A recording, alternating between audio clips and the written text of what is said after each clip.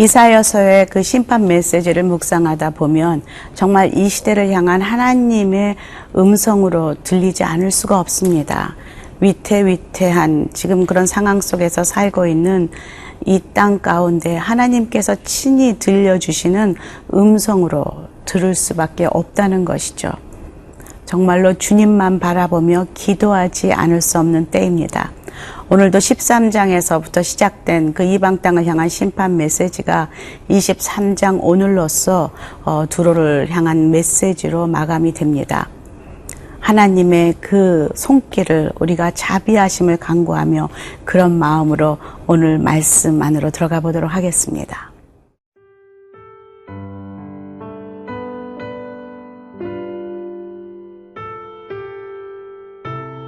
이사야 23장 1절에서 18절 말씀입니다. 두로에 관한 경고라. 다시스의 배들아, 너희는 슬피 부르짖을지어다. 두로가 황무하여 집이 없고 들어갈 곳도 없음이요, 이 소식이 기띔 땅에서부터 그들에게 전파되었음이라. 바다에 왕래하는 시돈 상인들로 말미암아 부요하게 된 너희 해변 주민들아, 잠잠하라. 시올의 곡식 곧 나일의 추수를 큰 물로 수송하여 드렸으니 열국의 시장이 되었도다. 시돈이여, 너는 부끄러워할지어다. 대저 바다 곧 바다의 요새가 말하기를, 나는 산고를 겪지 못하였으며 출산하지 못하였으며 청년들을 양육하지도 못하였으며 처녀들을 생육하지도 못하였다 하였음이라. 그 소식이 애굽에 이르면 그들이 두로의 소식으로 말미암아 고통받으리로다. 너희는 다시스로 건너갈지어다.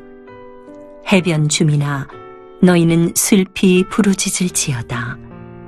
이것이 옛날에 건설된 너희 희락의 성, 곧 그 백성이 자기 발로 먼 지방까지 가서 머물던 성읍이냐. 면류관을 씌우던 자요, 그 상인들은 고관들이요, 그 무역상들은 세상의 존귀한 자들이었던 두로에 대하여 누가 이 일을 정하였느냐. 만군의 여호와께서 그것을 정하신 것이라. 모든 누리던 영화를 욕되게 하시며 세상의 모든 교만하던 자가 멸시를 받게 하려 하심이라. 딸 다시스여, 나일같이 너희 땅에 넘칠지어다. 너를 속박함이 다시는 없으리라.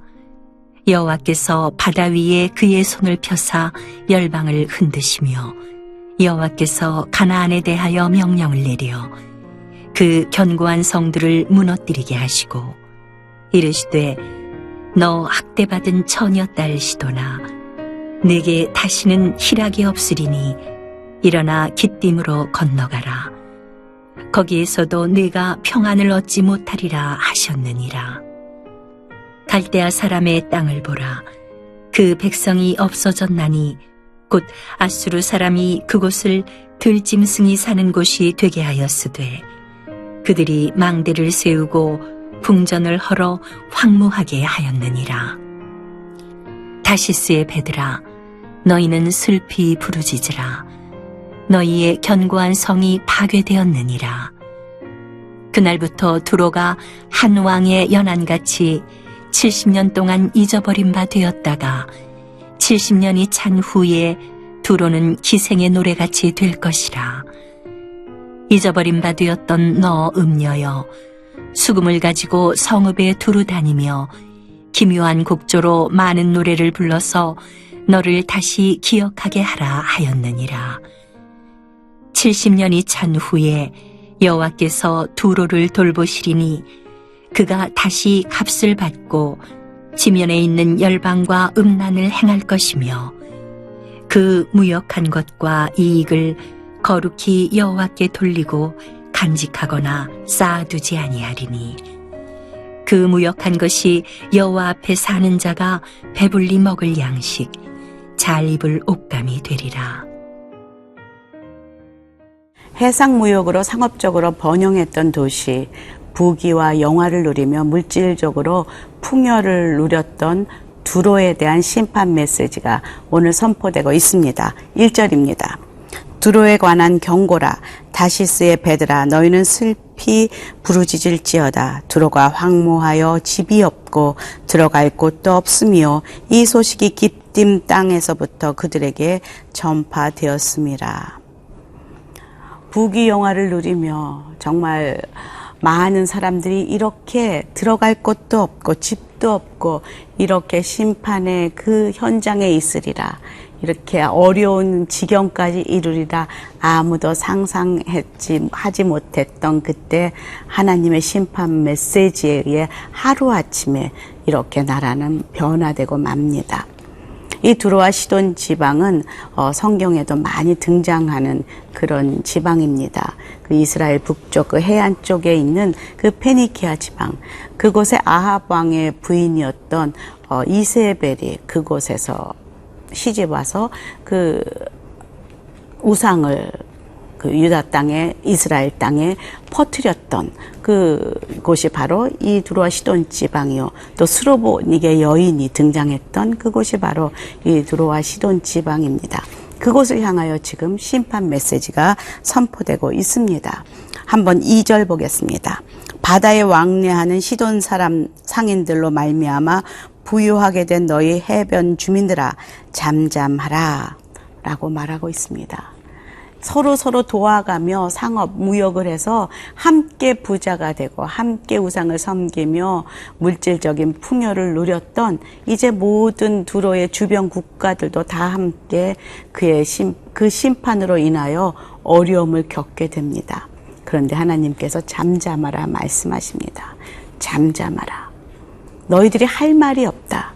왜냐하면 너희들은 너의 삶에 그들의 그 우상 숭배의 대가를 받고 있기 때문이다라고 말씀하시는 것 같습니다. 심판이 선포되면 아무도 그것을 막을 수가 없습니다. 하나님께서 지금 이 땅을 향하여서도 심판이 있으리라 이미 선고한 상황입니다. 이 시대의 두로를 향하여 그리고 다른 열방들을 향하여 심판이 선포된 것과 마찬가지로 지금 우리에게도 하나님께서 이 땅에 다시 오는 그 재림의 그날 이 땅을 심판하시겠다라고 이미 선포하셨다는 것이죠. 우리는 그것을 놓치면 안 됩니다. 우리가 추구하는 것이 정말 두로 땅의 사람들처럼 그 무역을 흥행하여서 그 사람들이 물질적으로 풍요를 누리고 그리고 함께 부자가 되고 우상을 숭배하고 그것이 우리의 목적이 된다면 우리는 반드시 하나님의 그 심판 대상에서 벗어날 수가 없다는 것을 오늘 이 메시지를 통하여 우리는 볼 수가 있습니다. 또 4절에 보면 시돈이요 너는 부끄러워하라 라고 말하고 있습니다. 지금 두로 지방 또 시돈 지방을 향하여서 동일하게 말하고 있다는 것이죠. 대저 바다 곧 바다의 요새가 말하기를 나는 상고를 겪지 못하였으며 출산하지 못하였으며 청년들을 양육하지도 못하였으며 처녀들을 생육하지도 못하였다 하였습니다.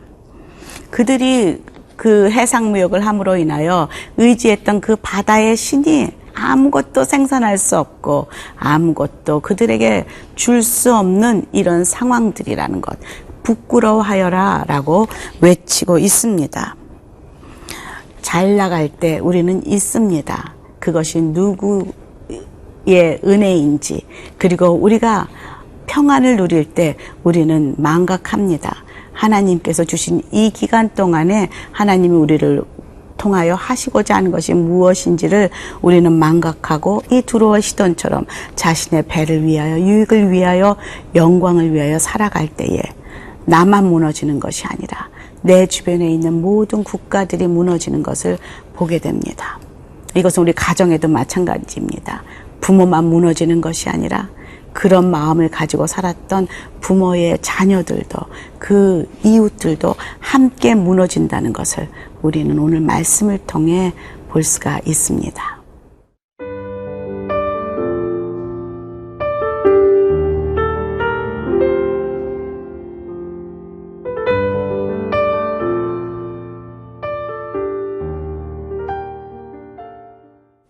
화려하고 아름답던 두로와 시돈의 멸망을 바라보면서 정말로 그 나라가 어떻게 이렇게 변할 수 있는가 질문하는 오늘 말씀을 보게 됩니다. 7절. 이것이 옛날에 건설된 너희 희락의 성, 곧 그 백성이 자기 발로 먼 지방까지 가서 머물던 성읍이냐? 저는 이것이 정말 마음에 와 닿습니다. 우리가 휴가 갔던 그 아이티에 일었던 쓰나미, 그 일본의 또 지진, 또 이곳저곳에서 일어나는 홍수와 화산들, 그리고 우리가 정말 힘을 자랑하며 만든 그 폭탄들, 핵폭탄, 수소폭탄, 우리의 전쟁 도구들, 이 많은 것들이 하루아침에 한 나라를 이렇게 그 나라가 그 나라더냐라고 질문할 수 있도록 만드는 그런 도구가 될 수 있다는 것을 우리는 다 알고 있습니다. 거기가 우리가 놀러 갔던 그 장소냐? 라고 질문하는 이 시대의 그 모습이 얼마든지 지금 살고 있는 우리 시대에도 고백될 수 있는 말이라는 것이죠. 이 두로와 시돈이 멸망했던 이유를 이렇게 말하고 있습니다. 8절 9절입니다. 면류관을 씌우던 자여 그 상인들은 고관들이요 그 무역상들은 세상의 존귀한 자들이었던 두로에 대하여 누가 이 일을 정하였느냐. 만군의 여호와께서 그것을 정하신 것이라. 모든 누리던 영화를 욕되게 하시며 세상의 모든 교만하던 자가 멸시를 받게 하려 하심이라. 그들이 자신의 돈의 힘으로 자신이 가진 그 위치로 다른 나라 왕에게 사람들에게 면류관을 씌워주며 의시되었던 그런 사람들, 존귀하다고 생각했던 그 사람들의 그 위치와 자리를 누가 그곳에 앉게 하였느냐라고 질문하고 있다는 것이죠. 아수르의 왕입니까? 바벨론의 왕입니까? 아닙니다. 바로 9절에 만군의 여호와께서 그들에게 그 자리를 허락하시고 정해놓은 것이다 라는 것이죠. 우리는 착각합니다. 하나님께서 우리를 어떤 위치에 올려놓았을 때에, 어떤 물질을 허락하였을 때에, 그리고 어떤 영향력을 미칠 수 있는 자리에 우리를 앉혀놓았을 때에 우리는 우리를 그곳으로 앉혀놓은 사람이 우리의 사장이요, 우리의 먼 친척이요, 혹은 내가 백으로 알고 있는 어떤 지인이요 라고 생각합니다. 하지만 하나님께서 우리들을 그곳에 앉혀서 우리의 선한 영향력을 미치도록 하나님께서 정하셨다라고 말하고 있다는 것이죠. 교만한 자들은 그것을 믿지 않습니다. 하나님께서 미워하는 그 교만은 이 말세에 나타나는 징조 중에 하나인데요. 시편 10편 4절에 이렇게 말하고 있습니다. 악인들은 교만하고 자만해서 하나님을 찾지도 않고 하나님이 없다고 생각합니다. 이 시대가 바로 교만의 시대입니다. 하나님을 찾지도 않고 하나님이 없다고 생각합니다. 우리가 하나님을 찾거나 하나님이 있다고 하면 업신여김을 받는 시대에 우리가 살고 있다는 것이죠. 그러나 잊지 마십시오. 어느 날 이 심판이 임한다는 것이죠. 이미 선포되었습니다. 주님 다시 오시는 그날 우리를 심판하시겠다고 선포하시고 있다는 것이죠. 지금 이 두로와 시돈 지방에 내리는 이 심판이 이 시대에 우리에게도 동일하게 임할 것입니다. 회복이 잠깐 있습니다. 하지만 그 회복도 완전한 회복이 아니요. 하나님의 뜻 가운데서 그들이 아무리 노력하고 벌어도 그가 벌어들인 것이 하나님의 사람들을 위해 쓰이겠다고 지금 마지막 18절로 그렇게 땅땅 종을 치며 23장의 이 심판의 메시지는 끝나고 있습니다. 오늘도 이 메시지를 통하여 오늘도 어떻게 우리가 하루를 살아야 하며 우리 인생을 살아야 하는지 하나님의 음성으로 듣는 귀한 하루가 되고 저와 여러분이 되기를 기도합니다. 함께 기도하겠습니다. 하나님 감사합니다. 오늘 메시지를 통하여서 이 시대에 살고 있는 저희들에게 다시 한번 경종을 울려주시며 준비하라 말씀하시니 감사합니다.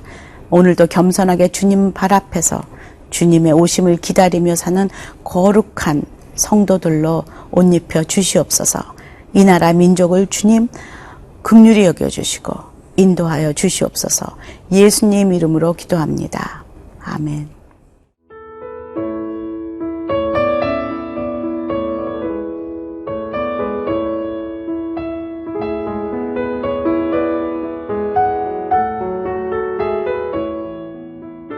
이 프로그램은 시청자 여러분의 소중한 후원으로 제작됩니다.